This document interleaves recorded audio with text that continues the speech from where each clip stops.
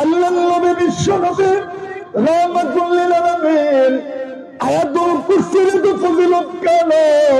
এই আয়াতুল কুরসির মধ্যে আল্লাহ পাকের সবচেয়ে বড় বড় ইসমে আযম রয়েছে তিনটা।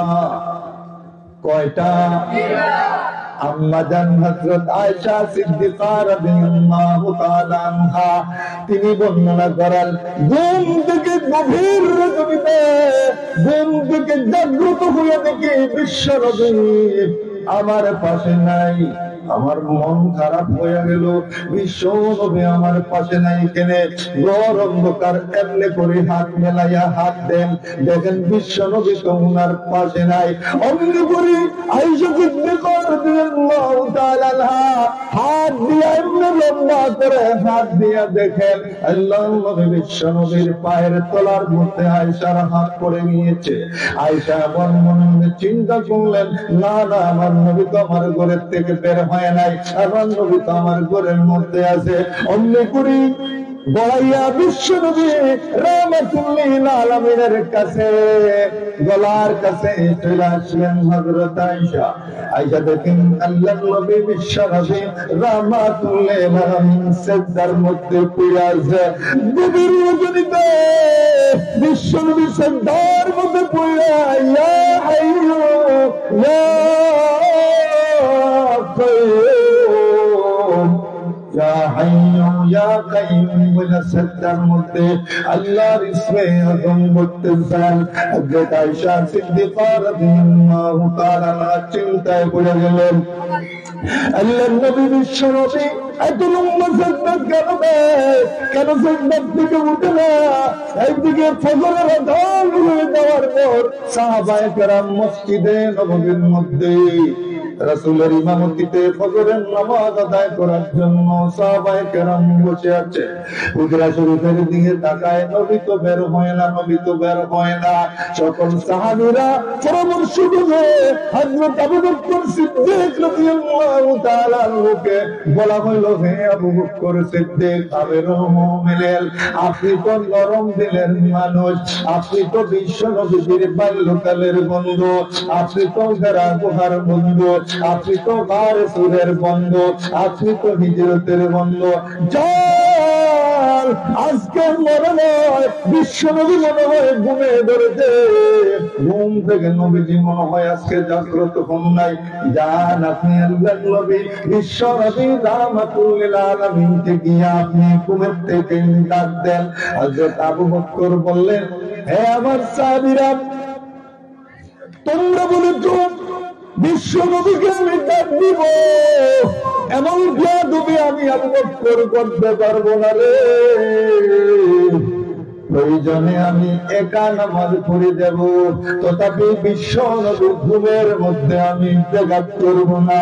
আমি নরম দিলের মানুষ হইতে পারি, কিন্তু বিশ্ব নবীর ঘুমের মধ্যে ব্যাঘাত করতে পারবো না। আমি একা নামাজ পড়ে যাব। আবু বকর সিদ্দিক রাদিয়াল্লাহু তাআলা আনহু বললেন, না না, আমার পক্ষে সম্ভব নাই। এবার উমরের পারমিশন দেওয়া হইল। উমর রে, তুমি তো বড় বীর বাহাদুর, তোমার দেখলে শয়তান পলাইয়া দৌড় দেয়। তুমি তো বিশ্ব নবীর মাথা নেওয়ার জন্য বাহাদুরের মতো আসছিলে, তোমার দিল বড় শক্ত দিলের মানুষ। যাও, তুমি বিশ্ব নবী রাহমাতুল লিল আলামিনকে গিয়ে তুমি ঘুম থেকে ডাক দাও। হযরত ওমর জবাব দিলেন, হে আমার সাহাবীরা, আমি শক্ত দিলের মানুষ হইতে পারি রে,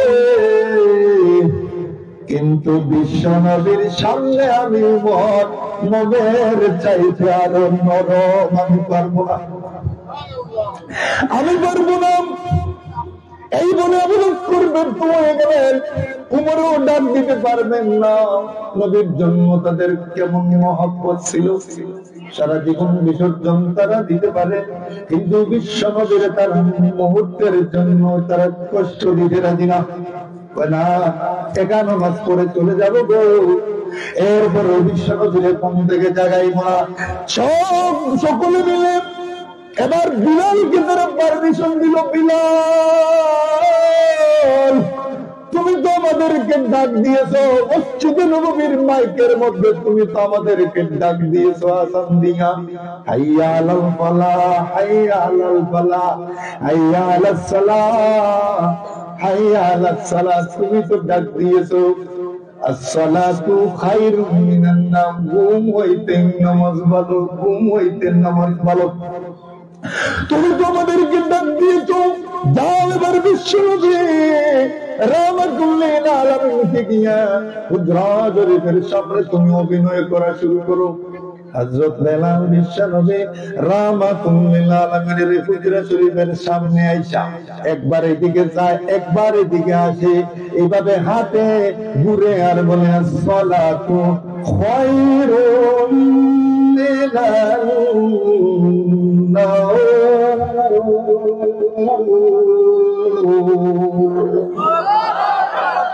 বেলাল আসসালাতু খায়রুম মিনান নাওম বলে অমনি দুনিয়ার নবী বিশ্বনবী হুজরা শরীফের দরজা খুলে যখন মসজিদের নববীর দিকে আসার জন্য দরজা খুলেছে, বেলাল তাকাইয়া দেখে আল্লাহ নবীর চেহারার দিকে তাকাইলে ঘুমের কোনো আলামত মিলে না। আল্লাহ নবীর চেহারার দিকে তাকাইয়া হযরত বেলাল বলে, ইয়া রাসূলুল্লাহ, ইয়া হাবিবাল্লাহ, আল্লাহ নবী আমার বেয়াদবি মাফ করবেন, আমার গুস্তাখি মাফ করবেন, আমার ভুল ত্রুটি মাফ করবেন। আমি মনে করেছি আজকে মনে হয় আপনি ঘুমের মধ্যে আছেন, এই জন্য আমি বলেছি আসসালাতু খায়রুম মিনান নাওম। কিন্তু এখন তো আমি আপনার চেহারার দিকে তাকাইয়া দেখি আপনার চেহারা মোবারক ফুলে গেছে, আপনার চেহারার চামড়ার ভিতরে রক্ত টকবক করতেছে, মনে হয় চিৎকারি দিয়া রক্ত বের হয়ে যাবে গো নবী। কেন গো নবীজি, আপনি কেন এত লম্বা সেজদা দেন? আপনার না আগে পিছের সব গুনাহ আল্লাহ মাফ করে দিয়েছে, আপনার সৃষ্টি না করলে আল্লাহ পাক কোনো কিছু সৃষ্টি করতো না, আপনি কেন এত লম্বা সেজদা দিয়ে নিজরে শেষ করে দিতেছেন?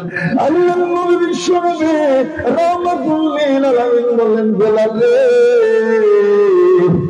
আমি যে এত লম্বা সেজদা দিতেছি, যে আল্লাহ আমার সারা জিন্দেগির গুনাহ মাফ করে দিল, বর্তমান ভবিষ্যৎ অতীতের সব গুনাহ মাফ করে দিল, সমস্ত নদীদের মধ্যে আমার সরদার বানাইল, হাউজে কাউসারের সম্মান আমার দান করল, দুনিয়ার সমস্ত কুল কায়নাতের মধ্যে আমার নাম প্রচার করে দিল। যে আল্লাহ, এত আল্লাহ আমার নিয়ামত দান করলো, এই নিয়ামত পাইয়া কি আমি আল্লাহর শুকরগুজার বান্দা হব না? আমি কি শুকরগুজার বান্দা হব না? আমার আল্লাহ দিছে, আমরা তো দিলে আরো বেশি ফালাই, ঠিক না বেশি? দিলে আরো বেশি ফালাই। অভাবে যখন পড়ি তখন অনেক মানুষ দেখেন নামাজে যায়, মসজিদে যায়, অভাবে তাদের বছরের মাত্র দেখা যায়, কিন্তু আস্থা দেখা যায়। বাপ রে বাপ, পুরান পুরান তোকে না আছে আলমারি থেকে মাথার মধ্যে দিয়া মসজিদ। তো মানুষ তো বুঝালায়, মানুষ তো সালাক, পাবলিক সালাক, তো না বিপদ আছে, ঠিক না বেটি? বিপদ আছে, এর লাগে আইছে। আমরা বিপদ করলে আল্লাহ চিনি, আর নিয়ামত পাইলে আরো বেশি ফালাইয়া উঠি, ঠিক না বেটি? কিন্তু উচিত হইল, আদর্শ হইল রাসূলের, যত নিয়ামত দিছে আরো বেশি আল্লাহর সেজদা দিয়ে শুকরিয়া আদায় করতেন। তাহলে আয়াতুল কুরসির মধ্যে ফজিলত আছে না নাই?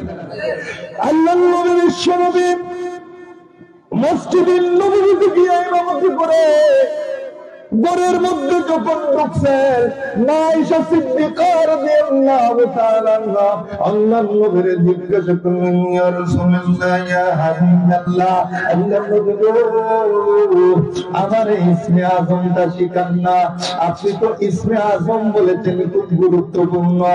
আল্লাহর নবী বিশ্বনবী রাহমাতুল্লিল আলামিন আয়েশারে বলেন, আয়েশা রে, এই তো বুঝি তুমি ইসমে আযম শিখে ফেলেছ। ইসমে আযম হচ্ছে আয়াতুল কুরসির মধ্যে হাইয়্যু আর কাইয়্যুম, এই দুইটা শব্দ হলো ইসমে আযম। হে আয়েশা সিদ্দিকা রাদিয়াল্লাহু তাআলা আনহা, আল্লাহ পাকের এই ইসমে আযম দুইটা, বলেন তো দুইটার নাম কি? হাইয়্যু আর কাইয়্যুম, আল হাইয়্যু আল কাইয়্যুম। দুনিয়ার কোন মায়ের জাতিরা যদি বিপদের মধ্যে যদি পড়ে, বিপদে পড়লে হাইয়্যু আর কাইয়্যুম বলা দোয়ার মধ্যে যদি 3 বার বলো হাইয়্যু কাইয়্যুম, হাইয়্যু আর কাইয়্যুম, হাইয়্যু আর কাইয়্যুম। আর যদি প্রভুরে ডাকবেন, প্রভু আমার ছেলের পুলিশের দিকে বলাইছে, কোনো অপরাধ করে নাই, হাইয়্যু আর কাইয়্যুমের বরকতে পুলিশে টের পাবে না তোমারে তার হাত থেকে ছেড়ে দিতে।